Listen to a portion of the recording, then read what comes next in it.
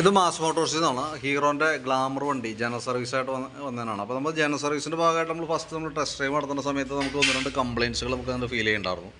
ഒന്ന്, നമുക്ക് വണ്ടി ബ്രേക്ക് ചെയ്യുന്ന സമയത്ത് ബ്രേക്ക് ജാമായി നിൽക്കുക, കറക്റ്റായിട്ട് ബാക്ക് ബ്രേക്ക് ഒരു ക്ലിയർ അല്ല, കറക്റ്റായിട്ട് നിൽക്കാത്തൊരു സിറ്റുവേഷൻ ഉണ്ടായിരുന്നു. പിന്നെ അതുകൂടാതെ ഫ്രണ്ട് ഹാൻഡിലൊക്കെ നല്ല രീതിയിൽ വെട്ടൽ കാണിക്കുന്നുണ്ടായിരുന്നു, ഹാൻഡിൽ നല്ല ടൈറ്റ് ഉണ്ടായിരുന്നു. പിന്നെ നമ്മൾ പെട്ടെന്ന് ആക്സിലേറ്റർ കൊടുക്കുന്ന സമയത്ത് ക്ലച്ച് പിടിക്കാതെ ഓവറായിട്ട് റേസ് ആവുക, റേസിങ്ങിനനുസരിച്ചിട്ടുള്ള മൂവ്മെൻറ്റ് വണ്ടിക്ക് കിട്ടാതെ വരാം. അങ്ങനത്തെ ഒന്ന് രണ്ട് കംപ്ലയിൻസുകളാണ് നമുക്ക് പൊതുവെ ഓടിച്ചപ്പോൾ കിട്ടിയത്. നമ്മളപ്പോൾ ഓൾറെഡി വണ്ടി ജനറൽ സർവീസായിട്ട് കയറ്റിയിട്ടുണ്ട്. സർവീസിന് നമ്മൾ കയറ്റി അതിൻ്റെ ബാക്ക് ബ്രേക്കിൻ്റെ ഭാഗത്ത് നമ്മൾ ചെക്ക് ചെയ്യാൻ വേണ്ടി അയച്ചു. നിലവിൽ ഇത് നമുക്ക് കിടക്കുന്നത് ഡ്യൂപ്ലിക്കേറ്റ് ബ്രേക്ക് ലൈനറാണ്. പിന്നെ എനിക്ക് തോന്നുന്നു അതിൻ്റെ ഈ ബ്രേക്കിൻ്റെ ഭാഗത്ത് ഡാമേജ് വന്നിട്ട് ഈ ബ്രേക്ക് റോഡൊക്കെ മാറ്റി സെറ്റ് ചെയ്തതിനാണ്. ശരിക്കും പറഞ്ഞു കഴിഞ്ഞാൽ ഈ ബ്രേക്ക് റാഡ് ശരിക്കും ഇതിൻ്റെ അല്ല.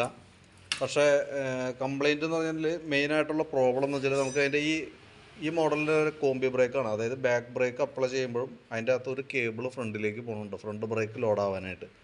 ആ ഒരു ഫങ്ഷൻ അത് ശരിക്കും പറഞ്ഞു കഴിഞ്ഞാൽ അതാണ് മെയിനായിട്ട് നമുക്ക് ഇതിൻ്റെ തലവേദന ഉണ്ടായിക്കൊണ്ടിരിക്കുക. അപ്പോൾ ഇവിടെ ചെറിയൊരു എനിക്ക് തോന്നുന്നു ഇത് എന്താ കാരണത്തിലാണ് മാറ്റിയെന്നൊരു ഐഡിയ ഇല്ല. എനിക്ക് മിക്കവാറും സംഭവിച്ചിട്ടുണ്ടാവുക നമുക്ക് ബാക്കിലത്തെ ബ്രേക്ക് സ്റ്റേ പോയിട്ട് വീലിൻ്റെ ഒപ്പം റൊട്ടേറ്റ് ചെയ്തപ്പോൾ വന്നതായിരിക്കാം. അപ്പോൾ അങ്ങനെ വരുന്ന സമയത്താണ് ഈ ബ്രേക്ക് ക്യാമൊക്കെ ഈ ബ്രേക്ക് റാഡൊക്കെ കംപ്ലയിൻറ്റ് വരാം. അങ്ങനെ വരുമ്പോൾ സ്വാഭാവികമായിട്ട് അതിൻ്റെ ഉള്ളിലെ ഈ ആമനും ബെൻഡ് വന്നിട്ടുണ്ട്. അപ്പോൾ ആ ബെൻഡ് ബാക്കിലേക്ക് വലിഞ്ഞ് നിൽക്കുന്നത് കൊണ്ടാണ് ഈ ബ്രേക്ക് ഇത്രയും ബാക്കിലേക്ക് മാറി നിൽക്കുക. അപ്പോൾ നമ്മൾ എങ്ങനെ സെറ്റ് ചെയ്താലും അത് ക്ലിയറായിട്ട് വരില്ല. അപ്പോൾ അതിനകത്ത് നമുക്ക് ചെയ്യാൻ പറ്റുന്ന ഒരു ശാശ്വത പരിഹാരം എന്ന് പറഞ്ഞാൽ നാളെ ഒരിക്കലും അങ്ങനെ ഒരു തലവേദന ഇല്ലാതിരിക്കണമെങ്കിൽ നമ്മൾ ചെയ്യേണ്ട ഒരു കാര്യം എന്താ വെച്ചാൽ നമുക്ക് ഈ ബ്രേക്കിൻ്റെ ഈ ബ്രേക്ക് പെഡലുണ്ടല്ലോ, ഈ പെഡലും ഈ ഒരു ഫങ്ഷൻ കട്ട് ചെയ്ത് കളയാന്നുള്ളൂ. ഇത് ഇങ്ങനെ തന്നെ സെറ്റിങ് ഇങ്ങനെ തന്നെ ചെയ്ത് വയ്ക്കാം. പക്ഷേ എന്ന് വെച്ചാൽ നമ്മുടെ സാധാരണ പഴയ ഗ്ലാമറിൻ്റെ ഫിറ്റിങ്സിലേക്ക് മാറ്റാം. അപ്പോൾ ആ കോമ്പി ബ്രേക്ക് നമുക്ക് ഡിസ്കണക്ട് ചെയ്ത് കളയാൻ പറ്റും. കാരണം എന്ന് വെച്ചാൽ കോമ്പി ബ്രേക്ക് മെച്ചാണോ എന്ന് വെച്ച് കഴിഞ്ഞാൽ ഇപ്പോഴത്തെ ലീഗലി ഇതിൻ്റെ കമ്പനിയുടെ ഇൻസ്ട്രക്ഷൻ പ്രകാരമാണ് കമ്പനി അത് കൊടുത്തേക്കുന്നത്. എന്നാൽ പഴയ ഗ്ലാമർ മോഡൽ വണ്ടികൾക്ക് ഇങ്ങനത്തെ യാതൊരു തലവേദനയില്ല. അപ്പോൾ നമ്മൾ ചെയ്യേണ്ടത് വെച്ചാൽ ഈ ബ്രേക്കിൻ്റെ സിസ്റ്റം കൺവേർട്ട് ചെയ്തിട്ട് സാധാ പഴയ മോഡലിലേക്ക് ആക്കണമായിരിക്കും കുറേ കൂടി ബെറ്റർ. അപ്പോൾ അതിൻ്റെ മെയിൻ കാരണം എന്ന് വെച്ചാൽ നമുക്ക് ഇവിടെ നിന്ന് അങ്ങടേക്ക് ഫ്രണ്ടിലേക്കും ഒരു കേബിൾ പോകുന്നുണ്ട്, കോമ്പി ബ്രേക്കിൻ്റെ ഒരു കേബിളും വരുന്നുണ്ട്. ആ കേബിളും ഈ പറഞ്ഞ രീതിക്കുള്ള ലെങ്ത്ത് വളരെ കൂടുതലുള്ള കേബിളാണ്. അതിന് അവിടെ തുടങ്ങി വന്ന് ഇതിൻ്റെ ഉള്ളിൽ കൂടെ വന്ന് ഇവിടെ വന്നിട്ടാണ് കണക്ഷൻ വരാം. എന്തായാലും ആ കേബിൾ കംപ്ലൈൻ്റ് ആണ് തന്നെ. അപ്പോൾ നമ്മളിപ്പോൾ കേബിൾ മാറ്റിയിട്ടു എന്ന് പറഞ്ഞാൽ കുറേ കഴിയുമ്പോൾ സെയിം പ്രോബ്ലം റിപ്പീറ്റ് വീണ്ടും വന്നുകൊണ്ടിരിക്കും. നേരെ മറിച്ച് നമ്മളിപ്പോൾ ഈ പഴയ മോഡലിലേക്ക് കൺവേർട്ട് ചെയ്യുകയാണെന്നുണ്ടെങ്കിൽ ആ ഒരു കേബിളുടെ ആ ഫംഗ്ഷൻ തന്നെ നമുക്ക് ഒഴിവാക്കാനായിട്ട് പറ്റും. സാധാരണ ഫ്രണ്ട് ബ്രേക്കിൻ്റെ ആ കേബിൾ മാറ്റി റീസെറ്റ് ചെയ്ത് കഴിഞ്ഞാൽ ബ്രേക്ക് ഫംഗ്ഷൻ പക്കയായിക്കോളും. അതായിരിക്കും കുറച്ചുകൂടി ബെറ്റർ. കാരണം ഞാൻ ഒറ്റ ചിലവിൽ നമ്മളുടെ ബാക്കിയത്തെ നാളെ ഒരിക്കൽ ഇനി അത് വെച്ചിട്ട് ഒരു തലവേദന നമുക്ക് ഇല്ലാത്ത രീതിയിലേക്ക് സോൾവ് ചെയ്യാനായിട്ട് പറ്റും. ആ രീതിയിൽ ചെയ്യണതായിരിക്കും കുറച്ചുകൂടി ബെറ്റർ. പിന്നെ അത് കൂടാതെ നമുക്ക് ബ്രേക്ക് ലൈനർ നമ്മൾ ചേഞ്ച് ചെയ്യണം, മാറ്റി പുതിയ ലൈനർ ഇടണം. കാരണം എന്ന് വെച്ചാൽ ഈ ഹബിനകത്ത് നോക്കുമ്പോൾ ഹബിനകത്ത് ഒരു സ്റ്റെപ്പ് പോലെ വീണിട്ടുണ്ട് കണ്ട. അത് ഈ കമ്പനിയായിട്ട് ഉപയോഗിക്കാതെ ഡ്യൂപ്ലിക്കേറ്റ് ഉപയോഗിക്കുമ്പോൾ വരുന്നൊരു പ്രോബ്ലമാണ്. കാരണം ഞാൻ ലൈനർ വരയണ സമയത്ത് വന്ന പൊടി ഉണ്ടല്ലോ, ആ പൊടിയും കൂടി ഹബ്ബിൽ കിടന്നിട്ടാണ് വരയുക. അത് ഇച്ചിരി ഗ്രിപ്പുള്ള ടൈപ്പ് പൊടി വരുമ്പോഴത്തേക്കും ഹബ്ബിന് നല്ല രീതിയിൽ തേയ്മാനം വരും. അതാണ് ശരിക്കും സംഭവിച്ചാണ് കേസ്. അപ്പോൾ ബ്രേക്ക് ലൈനർ മാറി ഈ പറഞ്ഞ രീതിയിലേക്ക് കൺവേർട്ട് ചെയ്തിടുകയാണെങ്കിൽ ആ പ്രോബ്ലം അവിടെ സോൾവ് ആയിക്കോളും. ഒരു ശാശ്വത പരിഹാരം എന്നുണ്ടെങ്കിൽ നാളെ ഒരിക്കൽ ആ ബ്രേക്ക് കേബിൾ മൂലം ഉണ്ടാകുന്ന ആ ഒരു തലവേദന പോലും നമുക്ക് ഒഴിവാക്കാനായിട്ട് പറ്റും. പിന്നെ നമുക്ക് വണ്ടി ചെക്ക് ചെയ്യുന്ന സമയത്ത് ബാറ്ററി കംപ്ലയിൻറ്റ് കാണിക്കുന്നുണ്ട്, സെൽഫ് സ്റ്റാർട്ടൊന്നും കറക്റ്റല്ല. അപ്പോൾ നമ്മളത് ഡീറ്റെയിൽ ആയിട്ട് നോക്കിക്കഴിഞ്ഞ് ഇപ്പോൾ ബാറ്ററിയുടെയാണ് അതിൻ്റെ കംപ്ലയിൻറ്റ് കേട്ടോ. അപ്പോൾ നിലവിൽ സെൽഫ് വർക്കിംഗ് ആക്കണമെന്നുണ്ടെങ്കിൽ നമുക്ക് ബാറ്ററി ചേഞ്ച് ചെയ്താലാണ് റെഡിയാക്കാൻ പറ്റുള്ളൂ. വോൾട്ട് നമ്മൾ നോക്കുമ്പോൾ 12.36 റേഞ്ചിൽ വോൾട്ട് വരുന്നുണ്ട്. ബാറ്ററി നമ്മൾ ടെസ്റ്റിലേക്ക് കൊടുക്കുമ്പോൾ ഇവിടെ കാണിക്കുന്നത് ഡാമേജ് ആയിട്ട് ആ ചുമന്ന ലൈറ്റാണ് തെളിയുള്ളൂ. ഇവിടെ അല്ല, ചുമന്ന ലൈറ്റാണ് തെളിയുന്നത്. അപ്പോൾ സെൽഫ് പ്രോപ്പറായിട്ട് വർക്കിംഗ് ആക്കണമെന്നുണ്ടെങ്കിൽ നമുക്ക് ബാറ്ററി മാറ്റി വെച്ചാലാണ് അത് റെഡി ആവുള്ളൂ കേട്ടോ. പിന്നെ ഉള്ളതാണ് ക്ലച്ച് ഡിസ്കിൻ്റെ കംപ്ലയിൻറ്റ്. അപ്പോൾ ഞാനിത് അയച്ചിട്ടില്ല, കാരണം നമ്മളൊരു ഏകദേശം ഒരു എസ്റ്റിമേറ്റ് ഇട്ടിട്ട് എത്ര കോസ്റ്റ് വരുന്ന ഏകദേശം ഒരു ധാരണ ഇല്ലാണ്ട് നമ്മളത് അയച്ച ബുദ്ധിമുട്ടാണ്. അപ്പോൾ അതുകൊണ്ട് നിങ്ങൾക്കും ബുദ്ധിമുട്ടായിരിക്കും.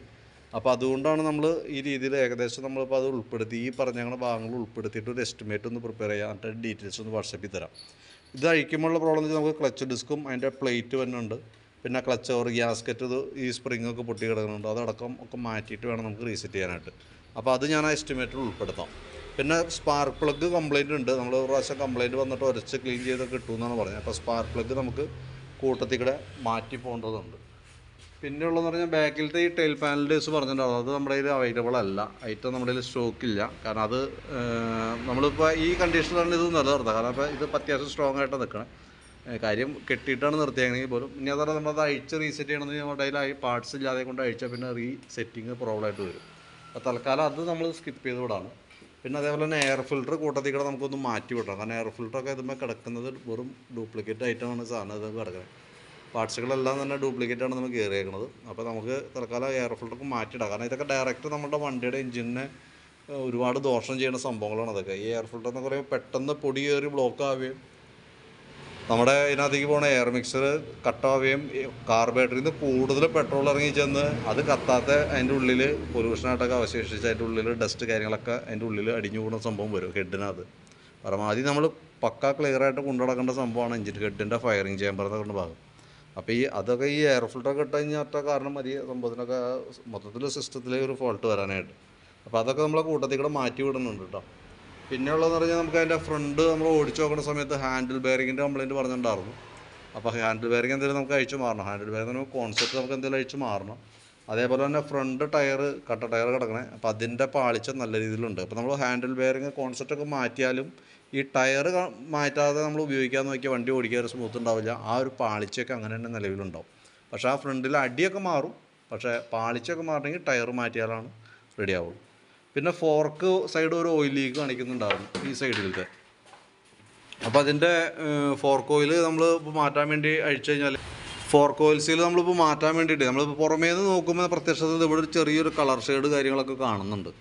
എന്നാൽ ചിലപ്പോൾ ഒരു പക്ഷേ നമുക്കത് അഴിച്ചു കഴിഞ്ഞാൽ ചിലപ്പോൾ ഓയിൽ സീൽ മാത്രം മാറ്റേണ്ടി വന്നോളായിരിക്കും. കാരണം എന്താ വെച്ചാൽ നമുക്കത് അഴിച്ചു നോക്കുമ്പോഴാണ് പൈപ്പിന് എന്തെങ്കിലും കംപ്ലയിൻറ്റ് ഉണ്ടെങ്കിൽ നമുക്ക് അറിയാൻ പറ്റുള്ളൂ. അങ്ങനെ കംപ്ലയിൻറ്റ് ഉണ്ടെങ്കിൽ നമ്മൾ പൈപ്പ് അടക്കം മാറ്റിയാലാണ് ആ ഒരു ഓയിൽ ലീക്ക് 100% മാറുള്ളൂ. അതല്ലെങ്കിൽ നമ്മളിപ്പോൾ തൽക്കാലം ഓയിൽ സീൽ മാറ്റി അടിച്ചു എന്ന് പറഞ്ഞാലും കാര്യമൊന്നുമില്ല. കുറച്ച് കഴിയുമ്പോഴത്തേക്കും വീണ്ടും ലീക്കേജ് കാര്യങ്ങളൊക്കെ ആയിട്ട് വീണ്ടും വന്നുകൊണ്ടിരിക്കും. അപ്പോൾ ഈ ഒരു പൈപ്പ് നമുക്ക് ചെറിയ ഈ കാണുന്ന പാട് വെച്ച് നോക്കുമ്പോൾ ഒരു പക്ഷേ ചിലപ്പോൾ മാറ്റേണ്ടി വന്നേക്കാം. അപ്പോൾ അതൊന്നും ഇപ്പോൾ നിലവിൽ നമ്മൾ ആ ഓയിൽ വിത്ത് ഓയിൽ സീൽ മാറുന്ന ഒരു എസ്റ്റിമേറ്റൊക്കെ നമ്മൾ ഉൾപ്പെടുത്താം. അതേപോലെ ഫ്രണ്ടിലത്തെ ടയറിൻ്റെ കേസ് ഉൾപ്പെടുത്താം, ഈ കോൺസെപ്റ്റിൻ്റെ ഭാഗം ഉൾപ്പെടുത്താം, ക്ലച്ച് ഡിസ്ക്, അതേപോലെ ബാക്കിലത്തെ brake liner, air filter, plug, engine oil, പിന്നെ ആ ബ്രേക്ക് സിസ്റ്റം, ആ ബ്രേക്ക് റാഡ് വിത്ത് അതിൻ്റെ സെറ്റിങ്സ് ഫുള്ള് നമ്മൾ പഴയ ഓൾഡ് മോഡലിലേക്ക് ഒന്ന് കൺവേർട്ട് ചെയ്യുന്ന രീതിയിലേക്കൊന്ന് പറയാം. അപ്പോൾ അതടക്കം എത്ര ചിലവ് വരും എന്നൊരു എസ്റ്റിമേറ്റാക്കി നോക്കാം. നോക്കിയിട്ടൊന്ന് റിപ്ലൈ ഇട്ടാൽ മതി, അതനുസരിച്ച് നമുക്ക് വർക്ക് കംപ്ലീറ്റ് ചെയ്യാം.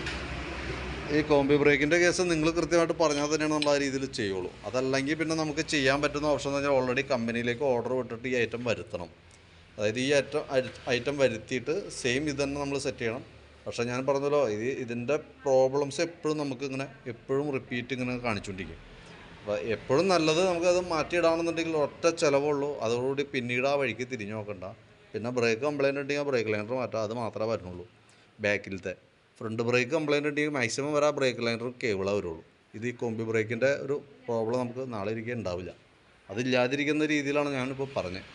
പിന്നെ ബാറ്ററിയുടെ കേസ് നോക്കിയിട്ടൊന്ന് പറയാം, സെൽഫ് വർക്കിംഗ് ആക്കണമെന്നുള്ള ദിവസമൊക്കെ നോക്കിയിട്ടൊന്ന് റിപ്ലൈ ഇടാം.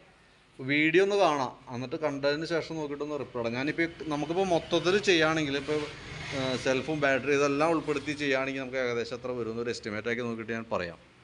എന്നിട്ട് ഏതൊക്കെ വേണ്ടതെന്ന് വെച്ചാൽ നമുക്ക് ആ രീതിയിൽ ചെയ്യാം. ഇനി ഏതെങ്കിലും ഒഴിവാക്കുന്നുണ്ടെങ്കിൽ ആ രീതിയിൽ പറഞ്ഞാൽ നമുക്ക് അതനുസരിച്ചിട്ട് എസ്റ്റിമേറ്റ് ആക്കിയിട്ട് അതിൻ്റെ ഡീറ്റെയിൽസൊക്കെ തരാം.